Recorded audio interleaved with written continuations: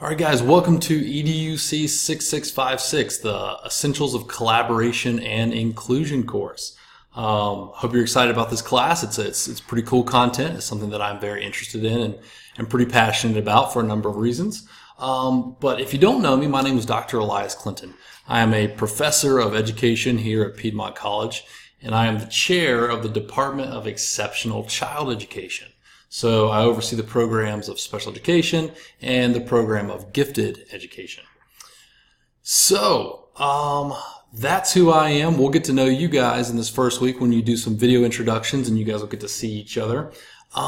Just briefly, I'm going to tell you a little bit about what this course is about. You can see the course description here.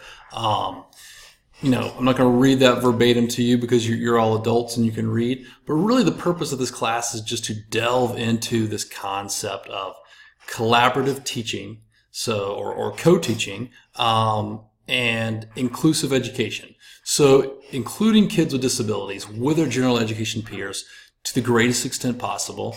And how do we serve those kids in those settings? So how do we collaborate as professionals?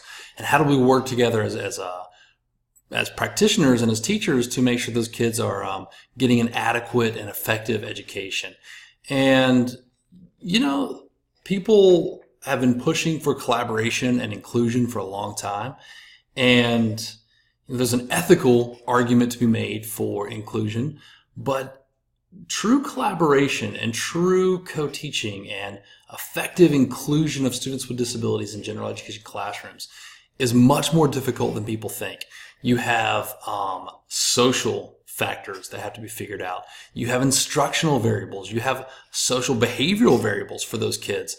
So there's a lot of moving parts that have to be accounted for, and it's a bit of a science in order to pull this off. And so that's what we're going to be talking about. We're going to be talking about the nuts and bolts of collaboration. That includes planning. How do we teach? How do we utilize space? It's complicated, and so that's what we're going to get into in this class. I've spent quite a few years now learning what the research says, what the best practices are for collaboration and inclusion, and that's what I'm going to share with you guys.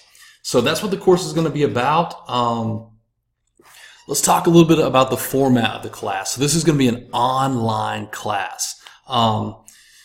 If you feel like you need to meet with me in person, I do have office hours. I'm pretty much on campus most of the time. We can meet if you feel like you need that face-to-face component, or we can schedule Skype sessions, FaceTime sessions if you would prefer a video conference. But I'm here for you if you do need some kind of face-to-face, real-time interaction. But I think the online course has been set up in a way that is user-friendly, and you should have zero confusion about how to proceed from week to week. I'm going to walk you through all that in just a second. So to be clear, this is going to be a 100% online course. Now, there's this difference in a synchronous and asynchronous online courses. You may have heard those two terms. If not, synchronous basically means there's a scheduled time each week where you have to sit down. We'll all be here together. You'll listen to the professor talk. Well, this is not one of those courses. This is not a synchronous course. This is an asynchronous course, meaning that there's weekly modules, and basically you have assignments or readings to complete. So it's on a week-by-week basis, and you can kind of do it whenever you want to. It's flexible. You'll also know ahead of time what you have to do, so you can kind of be working ahead, but you really have to submit on a weekly basis, and that's really for me to give you feedback in a timely manner. Okay, so we don't have to meet at any specific time. Just log in every day, check to see what the weekly requirements are, keep the syllabus handy, put due dates on your calendar, and so just keep up with that. My recommendation with an online course is to sign in at least once a day and just check in, and that's going to keep you caught up and in the loop, and that's the way I recommend that you proceed moving forward. Okay, so this is the Canvas course site. So everything about this class is going to be conducted via this site. So this is kind of our landing hub. Everything you need for this course is right here. So when you get here, you can see, I just want to point a couple of things out. You've got some helpful links down here, information about me, course syllabus, Technical requirements, I do recommend going through this discussion board guidelines for participating in a discussion board, because there will be some discussion opportunities in the class. You've got some links to the app. So if you have a smartphone and you want to get the Canvas app on your phone, it could be a helpful tool if you need to check in every day. So you've got all those helpful links there. If you need to get in touch with me via email, please do it through Canvas. If your discussion or if your comments are related to this class, then contacting me via Canvas keeps everything consolidated in one place, and that's the way I would prefer that you do it. And you can get there simply by going over here. So there's an inbox link. When you email me, just make sure that you put in the name of the course, because I teach several courses, and it makes it a lot faster if I know which course you're addressing. If you have numerous questions or comments, put them in a bulleted list, and then when I respond to you, I can respond in kind and respond to those bulleted lists or that numbered list that you provided of your questions or concerns. Okay, so that's how we communicate. Here's where we are. There's a couple of ways that you can navigate Canvas, and I'm going to show those to you right now. So there's essentially down here, you've got the schedule that's broken up, and we really refer to this as the Pages module. So you can click here on week 1. It has the dates.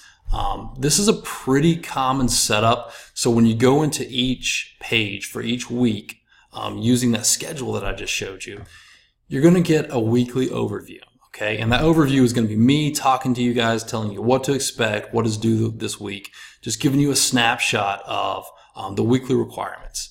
And then you're going to have a learning outcome, a learning objective here, and then I give you a to-do list, basically. And in this to-do list, you're going to have links to any readings that you're going to have to complete, any videos you're going to have to watch, any assignments. So there will be links down here. Anything that is green and underlined is going to be a link to something in the course that you need. So here I tell you that one of the things to do this week is read the syllabus, just to facilitate that process, to speed it up, so you don't have to go back and you find the syllabus. There's a link right here, so you can just click on the link. I've asked you guys in this first week to create a video introduction of yourself. Well, that's in the to-do list, and I have a link straight to it right here. Okay, so green underlined is a link to what you need. Now, like I said, this is a pretty common setup. So this is Pages. I clicked on week 1. It took me here. To go back to that home page, you can just click home. That's probably the best thing to do. You could click Pages, and that would take you back here. But home is kind of the surefire way to land back at the beginning. And there you go. You're back to the schedule. You've got the pages here. Now, say I want to click on week 2. Here you go. It's a work week, and I want to get back home. Click home here.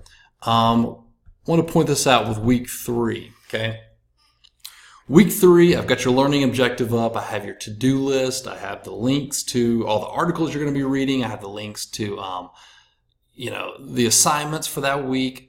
I don't have the overview video up yet because I believe it's going to be much more effective if I do those in real time. So on a weekly basis, I'll be posting the overview video. So, just checking in with you guys, letting you know what's going on that week. So on a week-by-week basis, you'll see me posting the video reviewing that week for you guys. And it just stays much more current that way. So I'm going to go back to home. So that's the Pages option. There's also another way to proceed or navigate through this course, and it's called using the modules function. And so over here, you've got the modules. You can click on that if you prefer it like this. And so it's more just kind of stacked up. So you've got the those links that I showed you earlier about the instructor, course schedule. But here, so you've got week 1, okay? Weekly overview. Basically, if you click on that, it's going to take you here. Okay, so basically the same links as going through Pages, but it just looks a little bit different. Some people, this makes more sense to them to navigate this way. So basically the same thing as Pages, but just presented in a different format. If this makes more sense to you, then use the modules function. Okay. So all that said, I'm going to go back home. Let's go through the syllabus real quick, and we'll talk about the assignments and grading and all of that good stuff. So basically what's required of you. So I'm going to click here. This is just one way to get to the syllabus. There's numerous ways to get to the syllabus in this course. It's taking a minute. It's downloading because it's a PDF file. Okay, here it is. So I want to talk about the syllabus here. You've got all the information here that I just talked about. This is going to be online, no scheduled meetings. You basically just need to keep up with the weekly assignments before the due date. Basically, the way this course is going to work is everything is going to open for each week on the Monday of the beginning of the week. You've got all week and you have all the following weekend to complete your assignment. So it basically runs on a Monday to the following Sunday schedule. And then by that Sunday night, by midnight, everything will be due. And then you'll start the next week, the following, that next Monday. Okay, we talked about the course description. This is a 1 credit hour course. You've got my information here. So here's my email. But again, try to contact me if it's about this course. Contact me through the email in Canvas. Here's my office number on campus. I'm on the Athens campus. You can stop by if you want to make sure that I'm here. Schedule a time beforehand. Here's my phone. I will definitely be in my office at these times. Those are my office hours, so you can call, you can email, and I'll get back to you pretty much immediately. We can always do a video conference, like I said, FaceTime, Skype, whatever you need. But that's when I'll be in my office. So those are definite times that you could catch me. There's not a required textbook for the class. I will be providing readings for you guys, some articles to read. Here are the outcomes for the class. I'm not going to read those to you. Again, you can read those yourself. You're very capable. Here's the grading scale. Basically, it's traditional, essentially almost a 10-point scale. So an A is 90 to 100, B is 80 to 89.9%. Anything in that range is a B. So a pretty common grading scale. Now, the grading system, the way I have it set up, it's basically a weighted grade system. And so you've got these categories of assignments, and the assignments that you complete will go into these categories, and these categories are weighted specifically. So the discussion boards, there will be 4 of them. So you got the video introduction, you'll have 3 discussion topics throughout the semester. Those are 20% of your grade, okay? And then you have these assignments called embedded questions. What that means is, throughout the semester, I'm going to be putting up videos where I discuss the content of the week. Okay, so it's kind of like a lecture, but it's going to be more of me just informally talking to you guys, giving you a little bit more depth about the weekly topic. Within that video, I'm going to have questions embedded, and it'll be a prompt that here's your first embedded question, here's your second embedded question. You are required to respond to those questions in written format. So if you use Microsoft Word or if you use Pages, whatever it is you use, whatever word processing system you use, you're going to type a response to those embedded questions. And then you will upload your responses to those questions via Canvas. You don't have to type the questions, but just number your responses. So embedded question 1, just put number 1, type your response. Embedded question 2, just have number 2, type your response. So that's what those are. You will have to read some articles. So there's 5 articles and generate a 2-page response. We'll talk about that in a second. You do have an observation in a collaborative classroom. We'll talk about that more in a second. That's 10% of your grade. Now, if you are an MAT candidate, so you're seeking certification and the Master of Arts degree, or if you're a certification-only student, then kind of the final project for this class is this lesson plan. And this lesson plan is really for you to apply some of the things you've learned, but it's also to help you prepare for the EdTPA assessment that you'll have to complete for your certification. Okay, so we'll talk more about that. And I'm going to be doing more videos about these assignments as we move throughout the semester. Now, if you are an MA candidate, so you have certification and you're just pursuing an advanced degree, then you will not be doing that lesson plan assignment. Instead, you will be doing a literature review paper over collaboration and inclusion. We'll talk about that more in a second. But both, so whichever option that you have to complete, that is 25% of your grade. So that's the breakdown right there. That's our grading system. That's how the assignments will factor into your grade. Okay. So discussion boards, I'm not going to read this to you, but again, there are 4 of them. That's 20% of your grade. The thing to think about with discussion boards, make sure you follow that netiquette. Read the discussion board guide that's on that home page. Make sure you're being professional when you do this. But for discussion boards, to get full credit, you have to respond to the discussion board prompt initially, and then you have to also respond to 2 classmates' posts. So if you just make a response and you don't interact with your peers, you will not get full credit for the discussion board. So make sure you're doing that, creating your own post and then responding to 2 other classmates' posts. So the embedded questions, we talked about that. So at 5 points throughout the semester, I'm going to be posting a video discussion or a video lecture. You'll have to answer the questions that I pose to you within that video. Article reviews. So you're going to read 5 articles about collaboration and inclusion. You're going to write a response.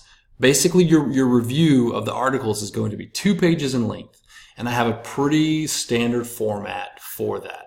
The first half is just basically you summarizing or synthesizing the article. What were the main points? What did they say? Show me that you comprehended the article. The second half is the more important half, because that is you talking about how will this inform your practice as a teacher. Okay, so what did it make you think about? How will this change the way you think about teaching in collaborative classrooms? So summary and then more of an application piece, and that's how those 2 pages will break up. That's what I'm looking for there. Then you have this classroom observation and commentary. Now, I know for some of you this may be kind of tricky. Talk to me if this is the case.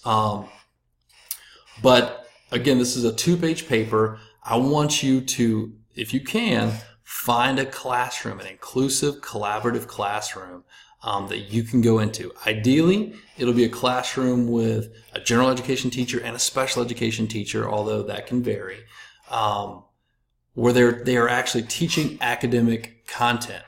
And then basically, I want you to write a summary of what you saw, okay? And then analyze it, okay? So and then talk about the things that we've learned in this class to that point. What was your analysis of the quality, or your evaluation of the quality of what you saw? And try to lean into those articles that you've been reading and cite those articles to bolster your critique of that observation. Okay, so more details about that here. The collaborative lesson plan, I'm not going to go too in depth on that because I'll make a separate video because that's a pretty big one. But again, if you're an MAT candidate or if you're a certification only candidate, you will be required to create a series of 3 lesson plans. So you can think about it as 3 days of sequential lesson plans. And it's going to be training for the EdTPA. We'll talk more about that moving forward, but just know that that's going to be your big project at the end. That's 25% of your grade. If you are a MA candidate, you will do a literature review as kind of your final piece of this class. So what I'm looking for there, and talk to me if you're a little confused on this, but I'm looking for you to generate a very tight, well-written micro literature review where you find 5 articles related to inclusive education or collaboration co-teaching. And it can kind of be, you can go in any direction you want with that. So it can kind of be anything that you want it to be. It just has to focus on collaboration and inclusion. So it could be teachers' perceptions of collaboration and inclusion. It could be training. How do we train teachers to be more effective co-teachers or teachers who work in inclusive settings? It could be about how do we teach academics. So what does the research say on teaching academics, teaching content in inclusive settings? What are the methods that we should be using to do that? But if you're doing this, if you're an MA candidate and you're completing the literature review, those 5 articles have to be actual research studies. Okay. Now I'll help you through that, and you're going to have to get approval for the articles that you include, but you're actually reviewing studies, not just white papers or a website. You actually have to find empirical studies that are written up in an article. But I can help you identify that when we get to that point. Okay, and there's more details there about that. The attendance policy, you know, that sounds a little weird in an online course, but basically it means you have to have active weekly participation. And, you know, Piedmont does check in on that to see if you're actively participating, and they will contact you if you're not logging in and staying current with the work. Makeup policy. Basically, here's what's going to happen. You've got a whole week, Monday until the following Sunday, each week to get what you've got to get done. If you do not get your assignments in by Sunday, those links will close, and you'll have to email me to make arrangements to submit your assignments. Basically, here's what's going to happen. Because you have an entire week to get those assignments done, you'll lose 10 points per day on the assignment that you're late. So if it's 1 day late, that's 10 points off. 2 days late, that's 20 points off.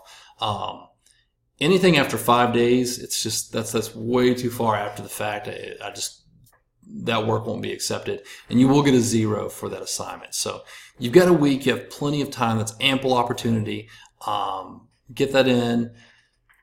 If there's some conflict in schedule that you see, contact me. You know, I can work with you, but just stay diligent, stay caught up with the assignments. That goes back to that idea of logging in every day, just to make sure you know what's coming, that you know what you need to be doing, so you can just keep yourself on track. So that is the makeup policy. Course schedule is here. This is pretty handy. So it's in your syllabus. Maybe print this out and use this to guide yourself. Basically, that Pages setup is modeled after this. Okay. Other things. So we do have a learning center. So for if you need tutoring, if you need someone to help you with your writing, you've got that. If you have a documented disability and you need some kind of accommodations, or you need something to improve accessibility of this course, let me know, or you can contact disability support to kind of get that process going. So all that information is there. Academic integrity, basically don't cheat. Do your own work. If you're turning in any kind of written assignment, make sure you're citing sources. Make sure you're not copying anything.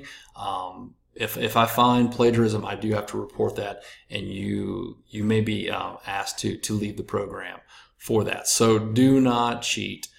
Email policy, basically, if you're contacting me via email, it has to be through a Piedmont service. So either the Piedmont email or through Canvas. Don't email me from your Yahoo or your Gmail account. Pay close attention to that withdrawal policy. If that's something you're thinking about, hopefully not. And if it comes to that, if you feel like you need to withdraw, obviously contact me, and we can kind of figure out what's going on, and maybe troubleshoot through that so you don't have to withdraw. Okay, a couple of other things that I wanted to point out. I'll go to modules here. So I've given you guys some additional resources here at the bottom of the modules page. Really, there's two that I want to point out. One is this, I have it listed as APA Style Central. The name actually just changed to Academic Writer. You know, you were in graduate school, and so your writing should be following APA formatting and APA style, because that's consistent. It's indicative of attention to detail. So all that said, it's something that is important that you need to adhere to. If you don't have the APA manual, the guide, you should. That's very helpful. But APA Style Central or Academic Writer has a ton of video tutorials that help you with anything you need to know. Okay, so I recommend playing around with that if you're a little squishy on the APA 6th edition details. Also, we have this thing called Grammarly. I cannot emphasize enough how you guys should be using Grammarly. You all know about spell check or spelling and grammar check in word processing. Grammarly is like spell check on steroids, and it's a paid subscription, but as a Piedmont student, you have access to it for free. So you can click that, and you can get set up. I need to put up the directions here for logging in as a Piedmont student, but any written assignment that you have, any written product, I recommend running it through Grammarly. I do the same thing. I have it set up to where it checks my emails. It checks anything that I do. As someone who writes papers for a living, Grammarly is a huge time saver because it can really refine your writing and make it sound really, really good. So use that tool. I think that's pretty much everything. So that's just a review of the course. check in with the overview, the weekly overviews, to stay caught up. Again, log in daily. That'll just keep you on board and keep you in the loop. So if you have any questions about anything at any point, feel free to email me, call me, stop by during office hours. I hope you guys are looking forward to this semester. I know I am, and yeah, good luck with the course.